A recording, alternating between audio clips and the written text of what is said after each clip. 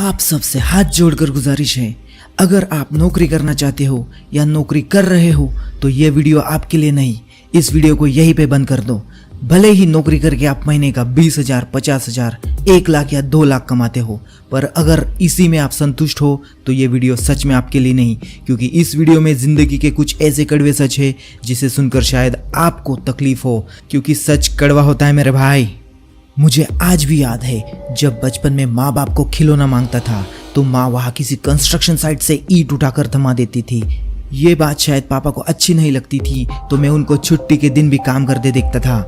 जब मैं पड़ोसी के घर छुप छुप कर टीवी देखता था, न जाने क्यों पड़ोसी उनकी खिड़कियां दरवाजे बंद कर लिया करते थे।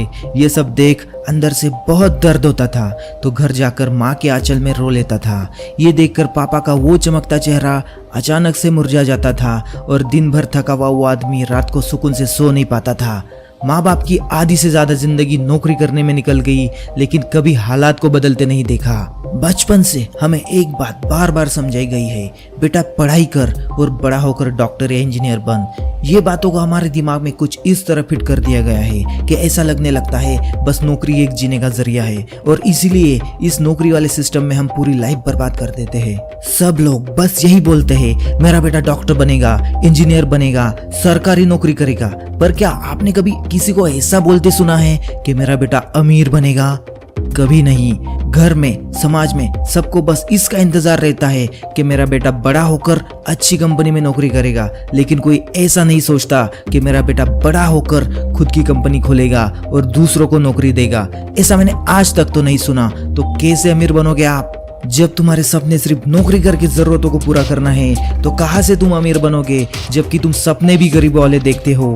ए मेरे दोस्त, तेरे सपनों को अपाहिज बनाना छोड़ दे, जमीर पे बंधी जंजीरों को तोड़ दे, कुछ याद कर वो बचपन का दौर। मेरे दोस्त, अब तो तू टुकड़ों में जीना छोड़, अब तो तू टुकड़ों में जीना छोड़। बचपन में तो बहुत बड़ी बड़ी बातें की थी कि माँ मैं बड़ा होकर बहुत पैसा कमाऊंगा।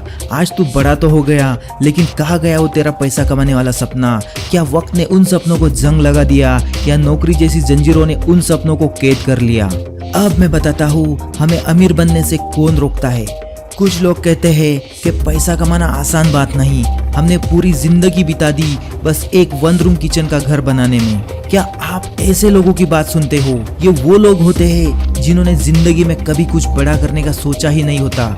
इनको जब भी कुछ बड़ा करने का मौका मिलता है वो तब कुत्तों की तरह दुम दबाकर मैदान छोड़कर भाग निकले होते हैं। तो ये लोग क्या बताएंगे तुम्हें कि अमीर कैसे बने? आपके घर में, समाज में, आसपास कोई ऐसा है जो आज इतना पैसा कमा रहा है जितना तुम कमाना चाहते हो? उसके पास वो गाड़ी है जो तुम खरीदना चाहते हो? वो इतना नाम कमा चुका है जितना तुम कमाना चाहते हो?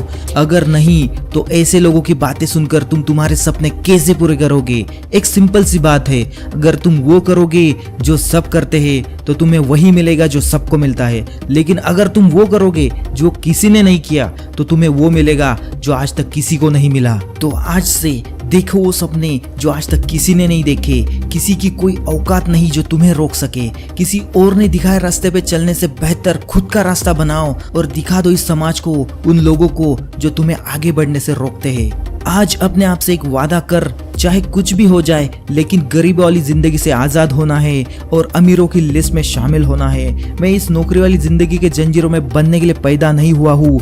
माँ बाप ने मुझे उनका राजा बेटा समझा है, न कि किसी का नौकर। मुझे इतना अमीर बनना है कि मेरा और माँ बाप का हर वो सपना पूरा कर सकूं जो पूरा होते देख मैंने आज तक सपने में भी नहीं सोचा। तो इसके लिए मुझे खुद को इतना जिद्दी बनाना होगा कि मुश्किलें खुद शर्मिंदा हो जाए। लास्ट में एक इम्पोर्टेंट बात, जब तक पढ़ाई का मकसद सिर्फ नौकरी पाना होगा तब तक समाज में सिर्फ नौकर ही पैदा होंगे।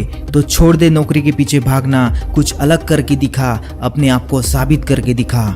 अगर ये वीडियो आपको मोटिवेट करने में हेल्प करती है, आपको पसंद आती है, तो लाइक एंड सब्सक्राइब कर दीजिए। मैं आपका कुलचिंतक आपके सपनों को पूरा करने में आपके साथ हूँ। Thank you.